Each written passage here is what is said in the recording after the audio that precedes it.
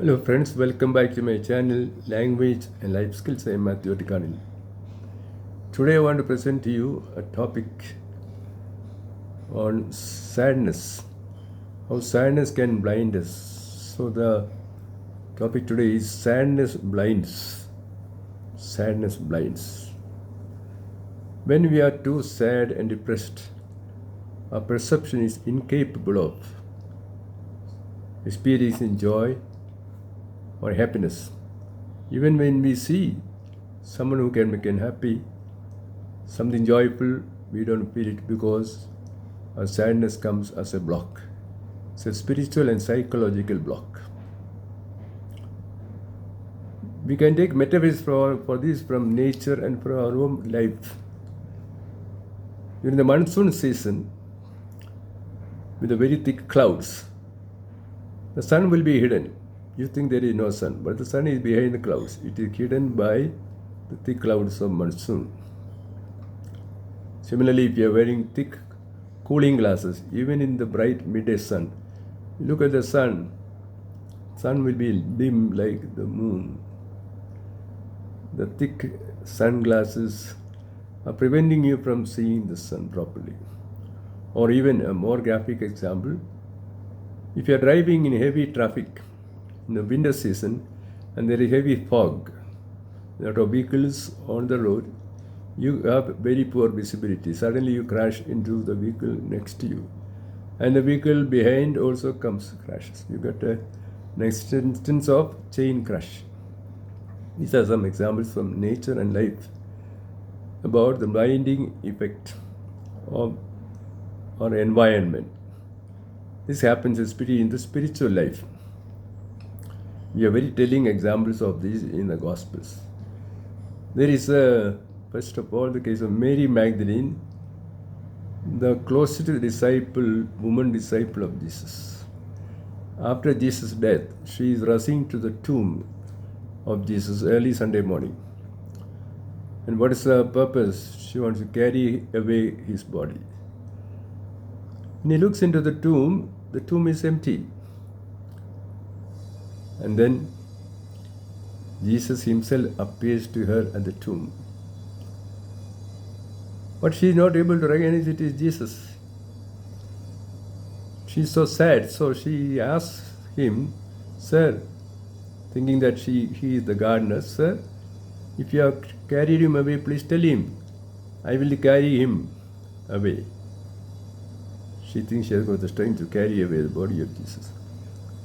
Then Jesus, realizing a predicament, calls her by name, Mary. When she hears the name from the lips of Jesus, then she realizes it is the risen Lord, and she addresses him as Rabboni, and she clings to him. Her eyes were closed. Even though the one she was seeking was right in front of her, she was not able to recognize. Why? Because she was looking for the dead Jesus. She had forgotten that Jesus told her that she would rise again, that he would rise again. Another very interesting example is about the two disciples of Emmaus. After the event of the crucifixion on Easter Sunday morning, they are walking from Emmaus to Jerusalem. And both of them are discussing all about the side events about Jesus of Nazareth. How he was expected to be a great prophet. He was a great prophet, expected to be a glorious king, but he was humiliated. He was reviled and he was crucified. As they were talking, a stranger joins them, another wayfarer, and he joins in the conversation. He listens to them and he asks them, "About whom are you speaking?" "About Jesus of Nazareth. Have you not heard these things about him? Are you the only one of all of Jerusalem not to know these events?" And they don't know it is Jesus who is asking them. So Jesus now very patiently explains to them all the prophecies about him in the scriptures. Prophecy is not about his glorious life, but about his suffering, his death, in the ignominies he underwent.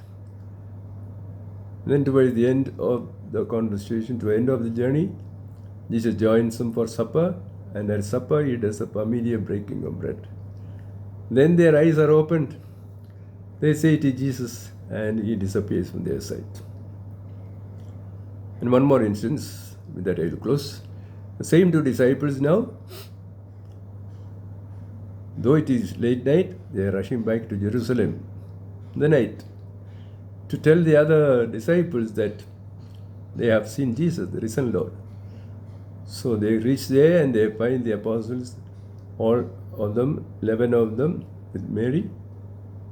And they recount to him, and they recount to them all that happened to them, and that Jesus was alive. He had risen. At that moment, Jesus appears to them. The glorious resurrected Jesus. And these people are not able to realize that he is Jesus. It is a ghost. They think it is a ghost. And then Jesus has to reassure them, no, it's me, it's not a ghost. See the wounds in my hands and legs. Okay, you give me something to eat. And they give him broiled fish. He eats that in front of them. And then they realize it is Jesus. So, our sadness can make us blind to optimism, blind to the realities that are hidden.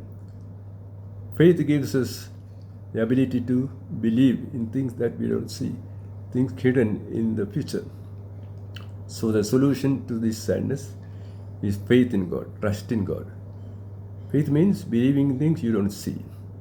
That belief will save you from this spiritual blindness. And this, remember, sadness is a great obstacle to the realization of God. Friends, I hope you enjoyed this video. If you did, please subscribe. See you another time. Bye.